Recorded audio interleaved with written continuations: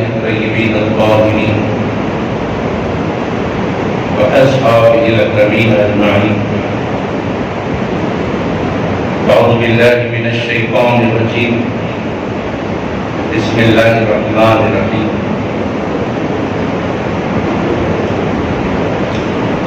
إن الله وملائكته يصلون على النبي يا أيها الذين آمنوا صلوا عليه وسلموا تسليما. اللهم صل على سيدنا شفيعنا ومولانا محمد وعلى آل سيدنا شفيعنا ومولانا محمد وبارك وسلم. صلاة والسلام عليك يا رسول الله.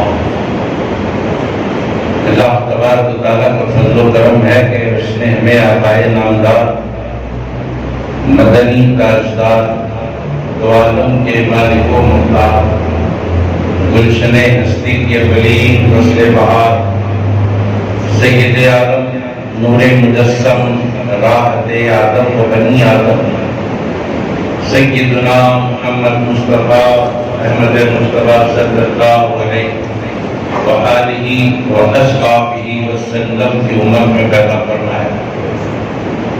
ہمارا ارحم الراحمین کی بارگاہ میں جمع ہے. دعا کرتے ہیں پروردگار ہمارے عبادات کو اپنے حبیب علیہ الصلوۃ والتسلیم کے مطابق شرف قبولیت عطا فرمائے.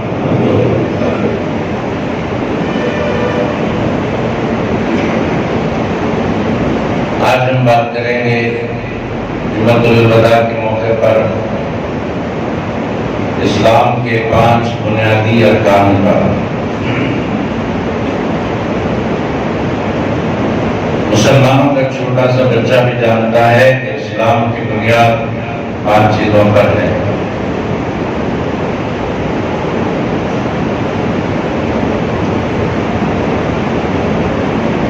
پہلا ایمان، دوسرا نماز، تیسرا روزہ، چوتھی زکوٰۃ، پانچواں حج. سب کو مانگو. اس کے باوجود بھی پھر ہم اس پر بات اس لیے کر رہے ہیں تاکہ جو بات ہمیں معلوم ہے اس بات کا اعادہ ہو جائے، وہ بات پھر سے تازہ ہو جائے. احادیث مبارکہ میں بھی آیا ہے کہ اپنے ایمان کی تجدید کرو. یا ایھا الذین آمنوا آمنوا باللہ. مومن ہیں پھر بھی ایمان کی تجدید کرتے رہے. بار بار اپنے ایمان کو سیکل کرتے رہنا. خالق کائنات نے ارشاد فرمایا کہ نماز میں اہدنا الصراط المستقیم پڑھو. سورہ فاتحہ پڑھنا واجب ہے نماز میں. اس میں ایک آیت ہے اہدنا الصراط المستقیم، اے اللہ ہم کو سیدھے راستے پر چلا. نماز میں کھڑے ہو کر بندہ اللہ سے سیدھا راستہ مانگتا ہے، جبکہ نماز کی حالت میں کھڑا ہے. نماز خود سیدھا راستہ ہے، اس کے باوجود بھی سیدھا راستہ کیوں مانگ رہا ہے؟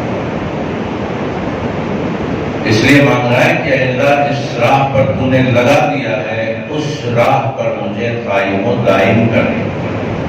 یہ مطلب ہے.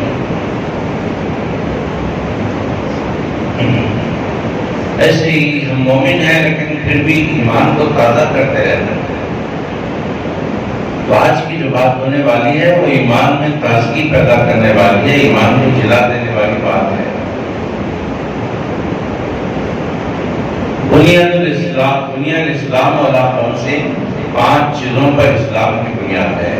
وہ 5 میں سے ایک کا تعلق عقیدے سے ہے اور 4 کا تعلق عمل سے. نماز کا تعلق عمل سے، روزے کا تعلق عمل سے، زکوٰۃ کا تعلق عمل سے، حج کا تعلق عمل سے. نمبر 1 والا جو ہے نا اس کا تعلق عقیدے سے. یہ پانچوں کے پانچوں بڑے اہمیت کے حامل ہیں. ان میں سے ایک بنیاد بھی اگر ہل گئی تو سمجھ لو ایمان خطرے میں آ گیا ہے۔ نماز کے بارے میں آیا ہے الصلاۃ و عماد الدین، نماز دین کے 5 ستونوں میں سے ایک ستون کا نام ہے، ایک پلر کا نام ہے۔ الصلاۃ و عماد الدین، من اقامها فقد اقام الدین، جس نے اس پلر کو قائم رکھا اس نے دین کو قائم رکھا، دین کی عمارت کو قائم رکھا۔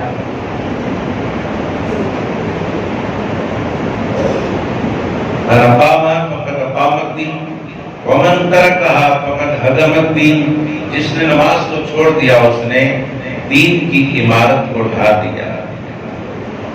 سمجھیے کہ ایک عمارت 5 پلروں پر ٹھہری ہوئی، اس میں سے ایک پلر توڑ دیا جائے تو پھر ظاہر ہے کہ عمارت ایک طرف جھک جائے گی، کمزور ہو جائے گی۔ نماز کی اتنی اہمیت ہے۔ روزے کی اہمیت اتنی ہے، اللہ رب العزت ارشاد فرماتا ہے کتب علیکم الصیام، تم پر روزے فرض کیے گئے۔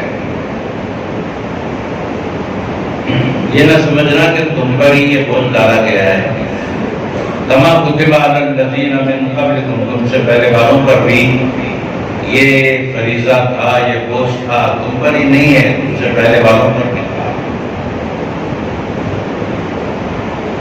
ایک روزہ اگر چھوٹ جاتا ہے کسی کا، اگر کوئی ایک روزہ چھوڑ دیتا ہے رمضان کا، اس کے بعد اس ایک روزے کی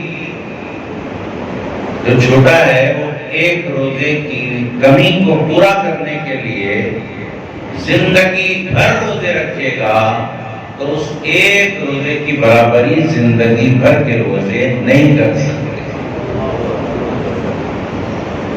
یہ نماز کی اہمیت ہے، یہ روزے کی اہمیت ہے۔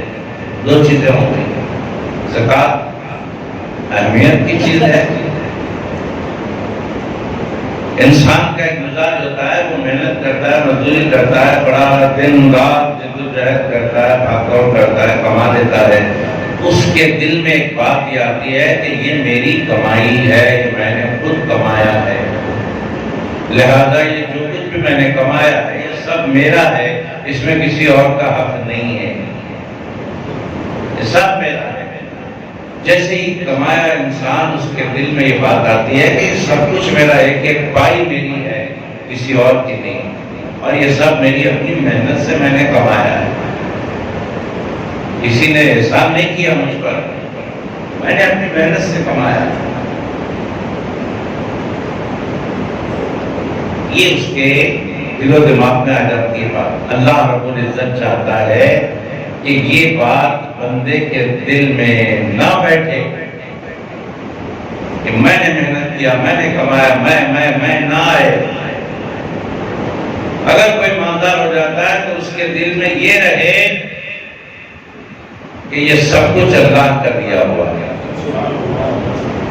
میری محنت کی کمائی ہے، میری محنت کا یہ صلہ ہے، لہذا ایک ایک پائی پہ میرا حق ہے۔ یہ ذہن میں نہ آئے کسی بندے کے ذہن میں یہ آئے کہ میں لاکھ محنت کر لوں، اگر وہ نہیں چاہے تو پھر میرے جیب میں 10 روپے نہیں آ سکتے۔ تو اللہ چاہتا ہے کہ بندے کے ذہن سے میں ہٹ جائے اور اس کے دل و دماغ میں یہ آ جائے کہ جو کچھ میں نے کمایا ہے یہ اللہ کی دین ہے۔ یہ دل و دماغ میں بٹھانے کے اللہ نے زکوٰۃ کو فرض کر دیا، فرمایا زکوٰۃ نکالو۔ جیسے ہی فرمایا زکوٰۃ نکالو تو بندے کے ذہن میں یہ بات آ گئی کہ بھئی یہ تو میں نے کمایا ہے، مگر اللہ فرما رہا ہے کہ زکوٰۃ نکالو، تو اس کا مطلب یہ ہے کہ یہ جو میں نے جمع کر کے رکھا ہے، میں نے کما کر جو رکھا ہے، اس میں پورا میرا ہی کمال نہیں ہے، کمال تو اللہ کا ہے کہ اس نے مجھے یہ دولت دی ہے۔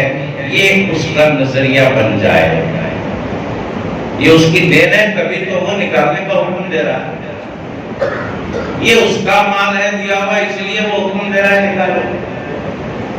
اگر اس پر صرف میرا حق ہوتا تو پھر وہ مجھے حکم نہیں دیتا، یہ تو اس کی دین ہے، اس لیے وہ بول رہا ہے کہ نکالو اور مجھے نکالنا ہے۔ وہاں پر نظریہ بدل جاتا ہے، بندے کا نظریہ سیدھی راہ پر آ جاتا ہے۔ اگر بندے کے دل میں جو بات ہے نا کہ میں نے کمایا ہے، اس کی پائی پائی پر میرا حق ہے، کسی دوسرے کا حق ہے نہیں، اگر یہ بات جم جاتی ہے دل میں تو پھر ہلاکت کا سبب بن جاتی ہے۔ دنیا کا بڑا مالدار قارون جو گزرا ہے، اس کے پاس اتنے بڑے خزانے تھے کہ وہ خزانے کی چابیاں کو کئی اونٹوں پر لے جاتا تھا، چابیاں اونٹوں پر بوجھ ڈال کے لے جاتا تھا۔ پھر خزانے کتنے کیا ہوں گے اندازہ کرنا۔ بہت خزانوں کا مالک تھا، مگر اس کے دل میں دماغ میں کیا بیٹھا ہوا تھا؟ یہ سب کچھ میری قابلیت، میرا علم اور میری محنت کا نتیجہ ہے، اس پر کسی کا حق نہیں ہے۔ یہاں تک کہ اس کے دماغ میں یہ بھی آ گیا تھا کہ اگر میں محنت نہیں کرتا تو یہ اللہ بھی مجھے نہیں دیتا، اللہ بھی دیا ہے تو محنت کی وجہ سے دیا ہے، لہذا یہ سب کچھ میرا ہے۔ یہ اس کے دماغ میں بیٹھ گیا تھا۔ کچھ لوگوں نے توجہ دلائی کہ اے قارون، تجھے اللہ نے اتنی بڑی دولت دی ہے، اس میں سے نکال کے کچھ غریبوں کی امداد کر دے۔ تو برجستہ کہا کہ یہ اللہ کی دین میں نہیں ہے، یہ تو میری محنت کی کمائی ہے۔ تم لوگ دیکھ رہے نہیں کہ میں دن رات محنت کر رہا ہوں اور کما رہا ہوں، اللہ کہاں سے دیا مجھے؟ یہ تو میری محنت کی کمائی ہے۔ جب یہ بولا تو اللہ کو غضب آیا۔ اللہ رب العزت نے قارون کو اس کے خزانے سمیت زمین میں دھسا دیا۔ قارون بھی زمین میں دھس گیا، اس کے خزانے بھی زمین میں دھس گئے۔ تو بندے کے دل و دماغ سے یہ بات نکل جائے کہ یہ پورے کا پورا میرا ہے، اور یہ بات آ جائے کہ نہیں، اس میں غریبوں کا حق ہے، کیونکہ جس نے دیا ہے اس کا حکم ہے غریبوں کے لیے نکالو، تو مجھے اس میں سے نکالنا ہے۔ اتنا نکالنا ہے، 1 لاکھ میں سے 2500 نکالنا ہے، وہ غربا میں تقسیم کر دینا ہے۔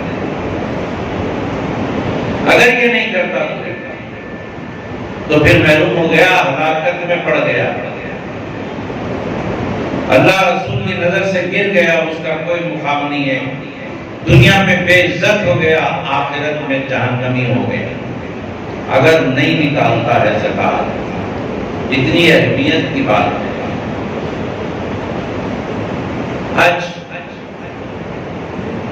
حج کی اہمیت 5 ارکان میں سے رکن حج ہے۔ اللہ نے جس کو استطاعت دی ہے اس پر حج فرض ہو گیا زندگی میں ایک بار۔ حج البیت من استطاع الیہ سبیلا، حج کرنے کی جس کے پاس استطاعت آ گئی، بس سمجھو کہ اس پر حج فرض ہو گیا، اس پر حج کرنا ہے، اس کو حج کرنا ہے۔ نہیں کرتا، بخیلوں میں اس کا نام لکھا جاتا ہے، بخیلوں میں، کنجوسوں میں اس کا نام لکھا جاتا ہے۔ آپ بولیں گے چلو کوئی بات نہیں، بخیلوں میں نام لکھا جا رہا ہے تو لکھے جا رہے، تو کیا ہونے کا ہے؟ کیا ہونے کا ہے؟ نہیں، حدیث شریف میں آیا جنت میں بخیل داخل نہیں ہو سکتا۔ کنجوس آدمی کے لیے جنت میں جگہ نہیں ہے، جنت میں تو دل والوں کے لیے جگہ اللہ نے بنا رکھی ہے۔ دل والوں کی جنت ہے، کنجوسوں کی، بخیلوں کی جنت نہیں ہے۔ اگر کوئی یہ سمجھتا ہے کہ اگر میں حج کو جا کے آؤں گا تو میرا پیسہ خرچ ہو جائے گا، اتنی محنت سے کمایا وہ چلا جائے گا، بخیلوں میں نام آ گیا، جنت کا داخلہ بند ہو گیا۔ نماز پڑھنا ہے، روزہ رکھنا ہے، زکات دینا ہے، حج کرنا ہے، ٹھیک ہے۔ اب یہ 4 ارکان کے اوپر جو نمبر 1 والا رکن ایمان ہے، اس کو نمبر 1 میں اس واسطے رکھے ہوئے ہیں کہ وہ اصل ہے، بات کے 4 فرع ہیں۔ اگر وہ اچھا ہے تو یہ 4 قبول ہیں، اگر وہاں گڑبڑ ہے تو یہ 4 اوپر مار دیے جائیں گے۔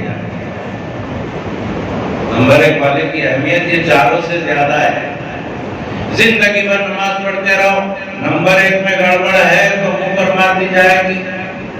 زندگی بھر روزے رکھو، نمبر 1 والے رکن میں گڑبڑ ہے، روزے منہ پہ مار دیے جائیں گے۔ جی زکات تو دے رہے ہیں لیکن نمبر 1 میں گڑبڑ ہے، زکات قبول نہیں ہوگی۔ حج پہ حج کرتے جا رہے ہیں لیکن نمبر 1 والے رکن میں گڑبڑ ہے تو کوئی حج قبول ہونے والا نہیں ہے۔ یہ نمبر 1 کی اہمیت سب سے بڑی ہے، چاروں سے بڑی ہے، اس لیے پہلے رکھا گیا۔ نمبر 1 کیا ہے؟ ایمان۔ ایمان کے معنی کیا ہے؟ دل سے چند باتوں کو قبول کرنے کا نام ایمان ہے۔ اللہ کو دل سے ماننے کا نام ایمان ہے۔ اللہ کے رسول کو دل سے ماننے کا نام ایمان ہے۔ اس میں اگر ذرا برابر گڑبڑ آ گئی تو یہ 4 پلر خود بخود گر جاتے ہیں، 4 کے 4 گر جاتے ہیں۔ نمبر 1 میں بات برابر بھی فرق آ گیا۔ اللہ کو ماننے میں بات برابر فرق نہیں آنا، اللہ کے رسول کو ماننے میں بات برابر فرق نہیں آنا۔ کامل یقین کے ساتھ، کامل ایمان کے ساتھ تسلیم کرنا ہے اللہ کو، اللہ کے رسول کو، اس میں ذرا بھی فرق نہیں آنا۔ فرق کہاں پہ آتا ہے؟ ہم آپ کو بتاتے ہیں فرق کہاں پہ آتا ہے۔ جو فرق نہیں لانا ہے وہ آتا کہاں ہے؟ تفصیل میں گئے بغیر صرف اتنا عرض کر دیتا ہوں۔ ایک ہوتی ہے رب چاہی اور ایک ہوتی ہے من چاہی۔ ایک رب چاہی ہوتی ہے، ایک من چاہی۔ اللہ نے جیسے ماننے کے لیے فرمایا ویسے ماننا، تو پھر وہ پہلا نمبر سلامت ہے ہمارا۔ ہمارا دل جیسے بولے ویسے مانیں گے تو پھر نمبر 1 میں گڑبڑ ہو گئی۔ آج کے دور میں دل کی ماننے والے بھی بہت دکھائی دے رہے ہیں، دل کی مانتے ہیں، اللہ کو اتنا ہی مانتے ہیں جتنا دل بولتا ہے، اللہ کو اتنا ہی مانتے ہیں جتنی عقل بولتی ہے، اللہ کے رسول کو اتنا ہی مانتے ہیں جتنا عقل بولتی ہے۔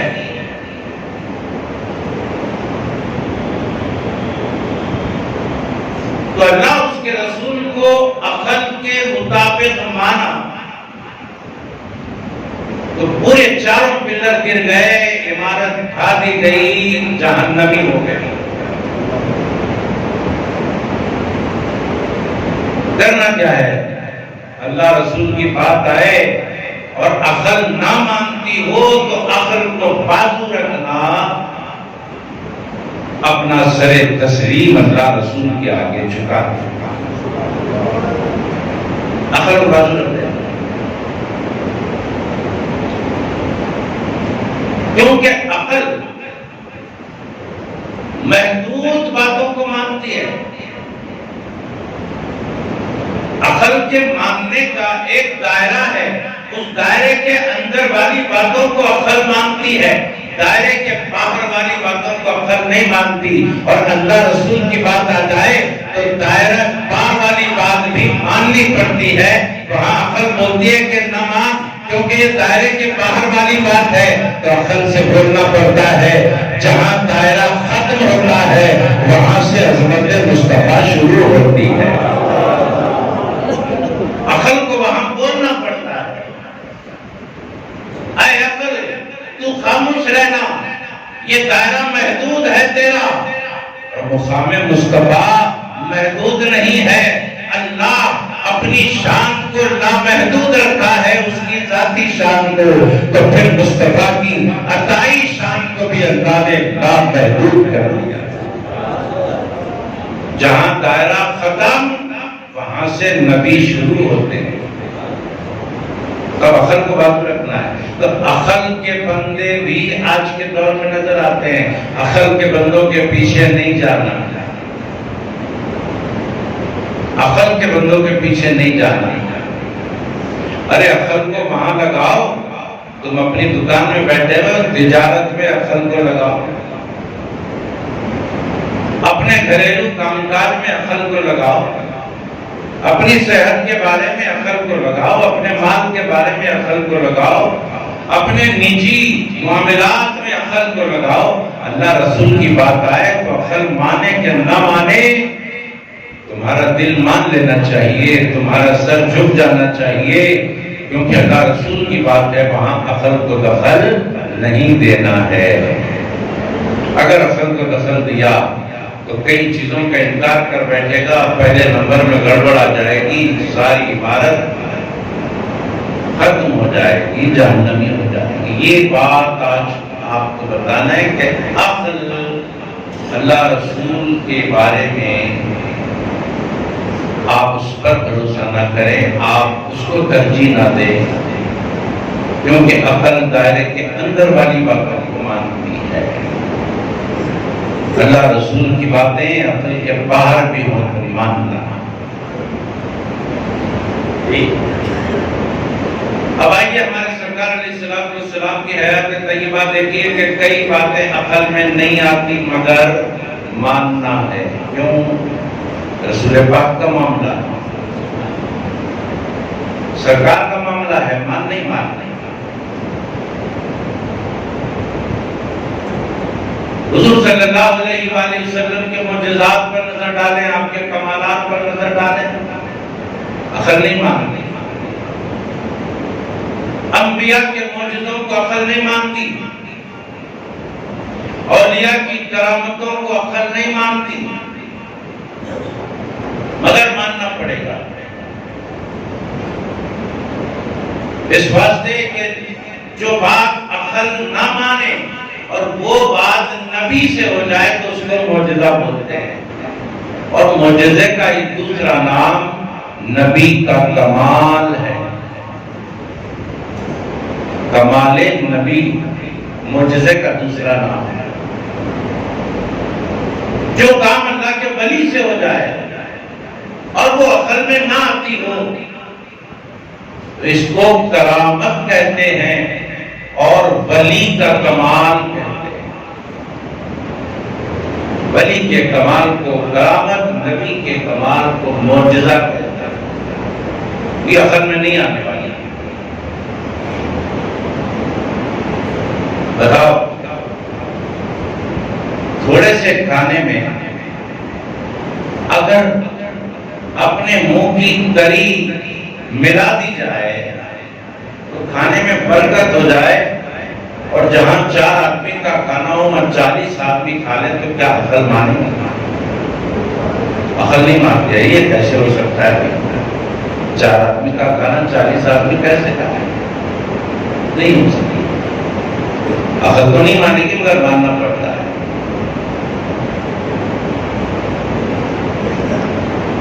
کتابوں میں آیا حضرت جابر رضی اللہ تعالیٰ عنہ نے رسول پاک علیہ السلام کو دعوت دی. ایسے وقت میں دعوت دی جبکہ سرکار کے پیٹ پر پتھر باندھے ہوئے ہیں بھوک کی شدت کی وجہ سے. حضرت جابر کو دیکھا نہیں گیا. عرض کیا, سرکار میرے گھر آپ کی دعوت ہے, تشریف لائے. سرکار بھلا اکیلے کیسے آتے؟ سرکار کو معلوم تھا کہ میں اکیلا ہی بھوکا نہیں ہوں بلکہ میرے صحابہ, کئی صحابہ بھوکے ہیں, کئی صحابہ سینکڑوں کی تعداد میں بھوکے ہیں. میں اکیلا جا کر جابر کے گھر میں کیسے کھا لوں؟ لہذا جیسے ہی حضرت جابر نے سرکار کو دعوت دی, سرکار دو عالم علیہ السلام نے تمام صحابہ سے فرمایا, اے صحابہ چلو جابر کے گھر سب کی دعوت. جب اب حضرت جابر نے جیسے سنا کہ جابر کے گھر دعوت ہے, صحابہ کو سب صحابہ کو سرکار نے دعوت دی ہے، اب میں کیا کروں، کیسے انتظام کروں، کیا کروں، پریشان ہو گئے۔ سیدھے گئے اپنے گھر، اپنی اہلیہ سے کہا کہ دیکھو بھائی، میں نے رسول پاک کے پیٹ پر پتھر دیکھ کر انہیں دعوت دی تھی، لیکن انہوں نے سارے صحابہ کو دعوت دے دی، اب انتظام کیسے کریں گے؟ بڑی پریشانی تھی، بڑے ہوائیں اڑ رہے تھے چہرے پہ۔ بیوی نے کہا، بیویاں بڑی نیک ہوتی ہیں، بیوی نے ہمت دلائی، کہا جابر پریشان ہونے کی ضرورت نہیں ہے، تم نے رسول پاک سے کیا کہا؟ تو کہا یا رسول اللہ آپ کی دعوت ہے۔ پھر اس کے بعد کیا ہوا؟ تو حضرت جابر نے کہا کہ آپ نے سارے صحابہ کو دعوت دے دی۔ تو بیوی نے کہا پریشان ہونے کی ضرورت نہیں ہے، آپ نے تو صحابہ کو نہیں بلایا نا، صحابہ کو آپ نے تو دعوت نہیں دی نا۔ تو کہا نہیں میں نے تو نہیں دیا ہے۔ تو بیوی نے کہا آپ نے جس کو دعوت دیا ہے اس کے آپ ذمہ دار ہیں، اور صحابہ کو جس نے دیا ہے اس کے ذمہ دار خود سرکار۔ جو بھی کرنا ہے وہ کریں گے، پریشان نہ ہو۔ اب حضرت جابر کے گھر رسول پاک آ گئے، صحابہ کی بڑی جماعت آ گئی۔ اب حضرت جابر دیکھنا چاہتے ہیں کیا ہونے والا ہے۔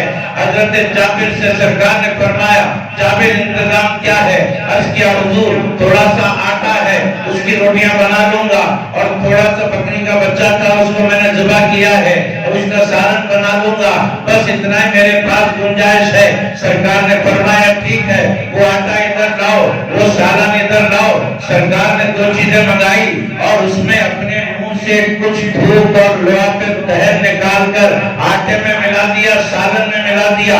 فرمایا جابر اب تمہارا کام نکالتے جانا دیتے جانا ہے، اب نکالتے جانا دیتے جانا ہے، اب منواتے جائیں گے تم دیتے جانا۔ حضرت جابر فرماتے ہیں پورے صحابہ کرام بیٹھ گئے اور روٹیاں بناتے گئے، خواتین دیتے گئے، صحابہ کھاتے گئے، سالن نکالتا گیا اور دیا جاتا رہا، اور سارے صحابہ نے کھایا۔ سارے صحابہ کھانے کے بعد بھی حضرت جابر کی حیرت کی انتہا نہیں رہی کہ پہلے جتنا آٹا تھا اب بھی موجود ہے، پہلے جتنا سالن تھا اب بھی موجود ہے، نہ آٹا ختم ہوا نہ سالن ختم ہوا۔ بتاؤ یہ بات کیا عقل مانتی ہے؟ ہرگز نہیں مانتی، مگر ماننا پڑے گا کیونکہ نبی کا معاملہ ہے۔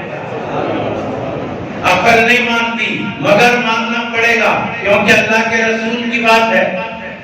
تو یہ ایک مثال میں نے آپ کو دی ہے، ایک مثال۔ اب اس ایک مثال کے بنا پہ ساری مثالیں آپ سمجھ لیں، ساری مثالیں سمجھ لیں۔ ایسے ہی اولیاء کا معاملہ ہے، ولی کی کرامت بھی عقل میں نہیں بیٹھتی، مگر چونکہ ولی کا معاملہ ہے اس لیے وہ کرامت کو ماننا پڑے گا۔ جو بات عقل میں نہیں آتی وہی معجزہ ہوتا ہے، جو بات عقل میں نہیں آتی وہی کرامت ہوتی ہے۔ تو ایسے وقت میں عقل کو بازو رکھنا پڑتا ہے اور پھر سر تسلیم خم کرنا پڑتا ہے۔ بتائیے کون مانے گا؟ زمین پر کھڑے ہو کر کسی نے اشارہ کیا اور چاند کے دو ٹکڑے ہو گئے، بات عقل میں بیٹھتی ہے؟ بھائی ساری دنیا والے مل کر اشارہ کریں چاند کو، جگہ سے ہلے گا نہیں۔ مگر یاد کرو اس وقت کو جبکہ ابو جہل نے مکے میں یمن سے خطیب کو بلایا تھا، اس کا نام تھا حبیب یمنی۔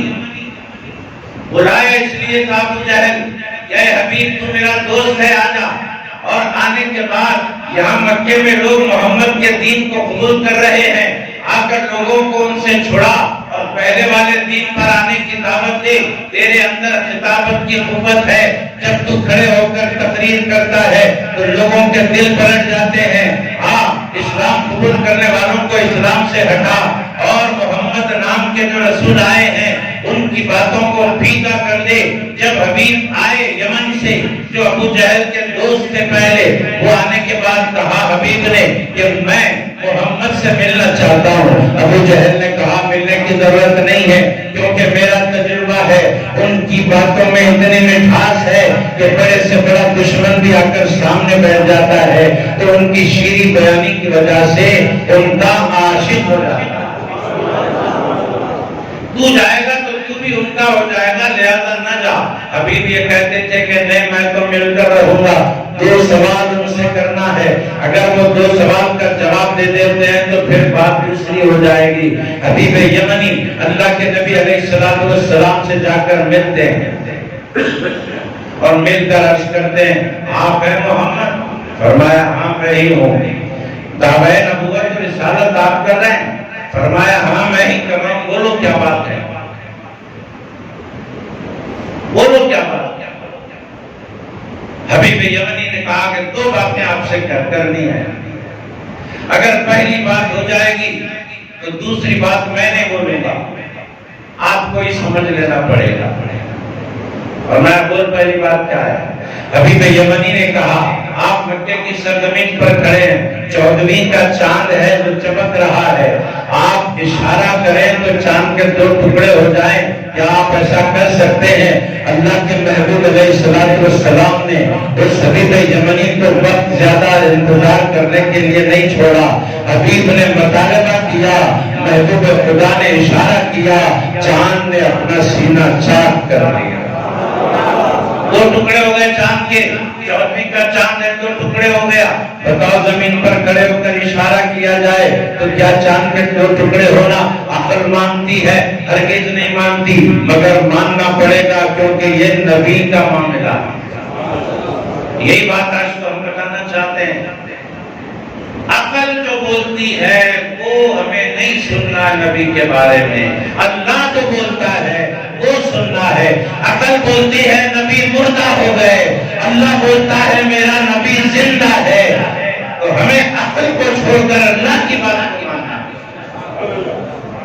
عقل بولتی ہے نبی مردہ، اللہ بولتا ہے نبی زندہ، اب عقل کو مانیں گے کہ اللہ کو مانیں گے؟ ارے عقل کو چھوڑو، اللہ کی بات مانو، نبی کو زندہ مانو۔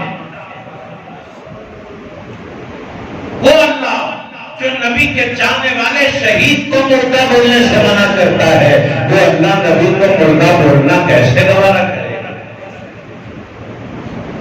چاند کے دو ٹکڑے ہو گئے، سرور کائنات علیہ السلام نے فرمایا اے حبیب بتا تیرا دوسرا سوال کیا ہے؟ حبیب یمنی نے کہا جب تک میں آپ کو نبی نہیں مانتا تھا میں نے آپ کے سامنے سوال رکھا، اب میں نے آپ کو نبی مان لیا ہے، اور جو نبی ہوتا ہے وہ دلوں کی باتیں جانتا ہے، آپ خود میرے دل میں دیکھ لیجئے اور دوسرا سوال سمجھ لیجئے۔ اب دوسرا سوال میں بولوں گا نہیں، آپ کو سمجھنا ہے۔ سرکار مسکرا دیتے ہیں، فرماتے ہیں حبیب تیرا دوسرا سوال یہ ہے کہ تیری بیٹی اپاہج ہے، تیری بیٹی کے ہاتھ پیر کام نہیں کرتے، اس کے ہاتھ پیر گرے ہوئے ہیں، وہ بستر پر پڑی ہوئی ہے، تو اس بیٹی کی شفا چاہتا ہے، جا اللہ نے تیری بیٹی کو شفا دے دیا، جا دے دیا ہے شفا اللہ نے تیری بیٹی کو۔ اس کے بعد حضرت حبیب یمنی چلے جاتے ہیں یمن کو، ابو جہل کا منصوبہ ناکام ہو جاتا ہے، جا کر اپنے گھر پر دستک دیتے ہیں، اور جب دستک دیتے ہیں تو وہی بیٹی آ کر دروازہ کھولتی ہے جو ایک قدم آگے بڑھ نہیں سکتی تھی۔ جیسے دروازہ کھلا بیٹی کو صحیح سلامت تندرست دیکھا، حبیب یمنی کی آنکھوں میں پانی آ گیا اور کہنے لگے بیٹی یہ سب کرشمہ کیا ہے؟ بیٹی نے کہا آپ اندر تو آئیے میں سناتی ہوں۔ بیٹی نے واقعہ سنایا، دیکھو 14ویں رات کا چاند چمک رہا تھا، 14ویں رات تھی، اچانک میرے گھر میں ایک بزرگ ہستی نورانی چہرے والی آئی، اور وہ وہی رات تھی جس رات میں چاند دو ٹکڑے ہوا تھا، اسی رات کی بات ہے۔ نورانی چہرے والے بزرگ گھر میں آئے اور گھر میں آ کر مجھ سے فرمایا اے بیٹی اٹھ جا بیٹی، اللہ نے تجھے صحت و سلامتی دے دیا ہے، اور آج کی رات صرف تیرے بدن کی سلامتی کی رات نہیں ہے، تیرے دل کی سلامتی کی بھی رات ہے۔ بیٹی اٹھ جا، میں مکے میں تیرے باپ کو کلمہ پڑھا رہا ہوں، تو یمن میں کلمہ پڑھ لے۔ اے میرے ابا حضور مکے میں باپ کلمہ پڑھ رہے تھے، اسی وقت وہ بزرگ مجھے یمن میں یہاں کلمہ پڑھا کر گئے۔ ایک ہی وقت میں میرا نبی مکے میں بھی باپ کو کلمہ پڑھا رہا ہے، یمن میں بیٹی کو کلمہ پڑھا رہا ہے۔ بتاؤ ایک ہستی ایک ہی وقت میں دو جگہ رہتی ہے، کیا عقل مانے مانے گی، ہرگز نہیں مانتی، مگر سرکار موجود ہے تو جگہ بھی اب ماننا پڑے گا۔ اگر عقل نہ بھی مانے تو ہم کو ماننا پڑے گا، کیوں؟ نبی کا معاملہ ہے۔ سب جانتے ہیں قبر میں جانے کے بعد سوال ہوگا، من ربو کا، تیرا رب کون ہے؟ من دی ما دینو کا، تیرا دین کیا ہے؟ اور ما کنت تقول فی حق ھذا الرجل، بتا اس مرد کے بارے میں کیا بولتا ہے؟ فرشتے اللہ کے نبی کی صورت بتاتے ہیں قبر میں، سرکار قبر میں تشریف لاتے ہیں، سرکار کو بتا کر فرشتے پوچھتے ہیں بتا ان کے بارے میں دنیا میں کیا بولتا تھا، ان کے بارے میں اچھی بات بولتا تھا کہ بری بات بولتا تھا، بول۔ اب وہاں پر جواب دیتا ہے مومن کہ یہ تو میرے آقا و مولا ہے۔ کافر و منافق ہوگا تو بولے گا میں نے نہیں جانتا، جو نہیں جانے گا جہنمی ہو جائے گا، جو جانے گا وہ جنتی ہو جائے گا۔